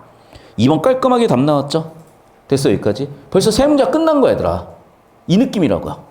자, 그럼 다시 돌아와서 자, 실전이었으면 일단락 주제 세팅이야. 그래, 아는 얘기야. 항원항체 반응이야. 항원항체 반응이야. 그래, 항원의 특이적으로 반응하는 항체 기술을 가지고 얘를 만들었겠고 항체 제조술 기술에 따라 만들었겠네. 알겠어. 좋아. 그럼 어떻게 검출할 건데? 선의 유무야. 구조는 무슨 얘기? 정보 너무 많네. 어차피 처리 못해. 나중에 필요하면 다시 처리하지. 야, 그래서 그래. 선은 어떤 역할을 하는 거야? 검사선 발색, 항원 검출, 표준선 발색, 정상 진행. 오케이, 이해됐고. 자, 3단락. 그러면 지금까지 원리는 끝난 건데 갑자기 무슨 얘기를 할까? 두 가지 방식이 있다는 거예요. 자, 직접 방식은 뭔데? 항체가 있대요. 그래서 항원이 들어오게 되면 1차적 결합하고 2차적으로 결합을 한대. 따라서 검사적 발색 목표 성분이 있다고 검출해 준 건데 경쟁 방식에서는 어떻대? 항원이 있대요. 그래서 어떻게 되는 거야? 그럼 항원끼리 서로 경쟁을 하겠죠. 그래서 서로 경쟁하다 보니까 발색이 된대 안 된대? 발색이 되지 않는다는 거야. 언제 쓴다? 세균에 쓴다? 분자량 큰 애들 쓴다. 항생제 같이 분자량 작은 거에 쓴다. 아마 바이러스 같은 데 쓰지 않겠어요? 라고 제가 일단 추론을 해봤어. 자, 그럼 봐봐. 이렇게 줄글로 우다다 나와봐야 의미가 없고요. 저 따라오세요. 이렇게 표 처리를 해놓으셔야 처리 가능한 정보로 여러분. 맞잖아. 야, 백날 우리가 돼지고기 좋아해서 돼지고기 눈앞에 있으면 뭐해? 날로 먹을 수 있니? 숯불이 있어야지. 구워 먹어야지. 똑같은 거예요. 그걸 어떻게 생으로 먹으려고. 재처리 하셔야 돼. 재처리하고 조리를 하시니까 우리가 먹을 수 있는 상태가 됐어. 자, 이거야. 그래서 마지막 문제 나왔고 얘까지 다 나왔다. 얘들아, 그럼 봐라. 다시 한번 얘기한다. 첫 번째 문제에서 가장 정보가치 높은 내용 뭐였어? 선. 선에서 둘은 인과관계도 아니고 독립시행이야. 당연히 정답 3번 끝났고요. 두 번째 이거 표 처리하셔가지고 조건 방률 구해서 4번. 여기도 마찬가지 표 처리하셔가지고 2번 선지 너무나 쉽게 보였고 남은 얘야. 자, 근데 봐라. 1번 선지를 판단하다니 잘 모르겠어서 넌 넘어갈 거야. 근데 2번 선지 봐, 여러분. 목표 성분을 검출했다면 기억은 항원항체 결합이죠. 직접 방식이니까. 그래서 항체와 목표 성분인 항원이 결합했기 때문에 검출이 되는 거잖아. 틀렸죠. 3번 선지. 이것도 잘 모르겠어요. 4번 선지. 얘들아 봐. 정상 검사는 뭐로 검출한다? 검사선으로. 맞죠? 아니네. 표준선으로. 그래서 정상 검사야 뭐 발색? 표준선 발색이야. 그래, 아까 얘기했었던 대로 반응선 나타나지 않았기 때문에 반응선 나타나야 되는 거고 여기 정답 선지에 쓰였던 아이디어 그대로 지금 4번 선지 판단하는데 아이디어 도움되는 것도 보이셨죠? 일단 1번, 3번은 못 고르고 넘어가 볼게. 5번 선지 봐. 모두 아닌데요. 항원항체 결합 반응은 기억만 되지 니은 아닌데요. 5번도 틀렸는데요. 자, 그러면 여러분 거시적으로 처리하고 남는 1번하고 3번 발췌독인데 이조차도 잘 보셔. 이조차도 이전에 봐. 의도는 뭐야? 정보 간의 관계, 즉 순서 처리하라는 거야. 됐어? 정보 간의 관계 순서 처리하라고. 그럼 우리가 이 발췌독을 하더라도 어디에 집중하셔야 돼? 순서 처리에 집중하셨어야죠. 그러면 답이 보인다고. 그럼 봐. 기억을 봐라, 얘들아. 순서 처리 표지에다가 세모 칠게. 1차적으로 이후. 몇 번 결합하니 그러면? 2번 결합하죠. 항원항체 반응이 2번 나온다니까? 특이하네. 기억은 몇 번 나와? 2번. 그래서 기억은 어떻게 나와? 목표 성분은 검사선에 도달하기 전에 결합하고 검사선에서 또 결합해. 2번 결합하네. 1번 정답 끝인 거 얘들아.